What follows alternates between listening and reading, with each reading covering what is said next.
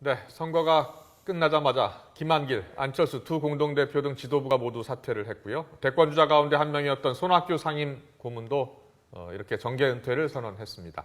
이 재보궐선거 이후 새정치민주연합에 정말 거센 후폭풍이 불고 있는 겁니다. 네, 상황이 급박하게 돌아가면서 새정치연합은 창당 4개월 만에 최대 위기를 맞게 됐습니다. 국회 출세기자 연결합니다. 조태현 기자. 네, 국회입니다. 네, 새정치민주연합 최대 위기를 맞고 있습니다. 앞날을 전망하기도 지금 어려운 상황인데요. 지금 현재 분위기는 어떻습니까? 네, 새정치민주연합 내부 분위기는 상당히 침체되어 있습니다.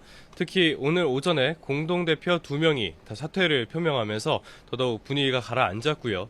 대표와 임기를 같이 하는 정무직 당직자들은 당장 어떻게 해야 할지 알 수 없어 뒤숭숭한 모습까지 보이고 있습니다.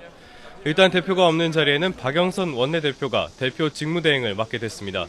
우선 비상대책위원회를 어떻게 구성할지, 또 비대위의 임무와 기한을 명시하는 작업 등을 진행할 예정입니다. 박 원내대표는 다음 주 월요일 긴급 의원총회를 소집해 비대위 구성 등에 대한 여론 수렴에 나서기로 했습니다. 이렇게 만들어진 비대위가 선거 참패에 충격에 빠진 당을 추스르고 재건하는 작업을 진행하게 됩니다. 하지만 당장 비대위원장을 누가 맡게 되는지가 불투명합니다.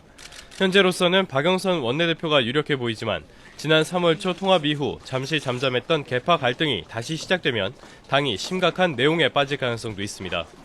하지만 이른바 친노계와 486계, 정세균계 등 구주류는 아직은 선거 패배의 충격에서 벗어나지 못해 움직임을 자제하는 모습입니다.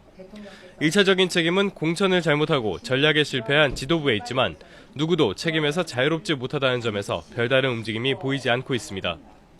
하지만 새정치연합 신주류에 밀렸던 구주류가 당 재건을 명분으로 세력 교체에 나설 가능성이 매우 높은 상황인 것은 확실합니다. 또 차기 당대표가 2016년 총선 공천권을 행사하게 돼 있어 차기 당권을 둘러싼 주도권 다툼도 불가피해 보입니다. 아울러 대한정당으로 자리매김하기 위한 노선 재정립 등 좌표 설정을 둘러싼 논쟁도 다시 시작될 가능성이 높습니다. 지금까지 국회에서 YTN 조태현입니다.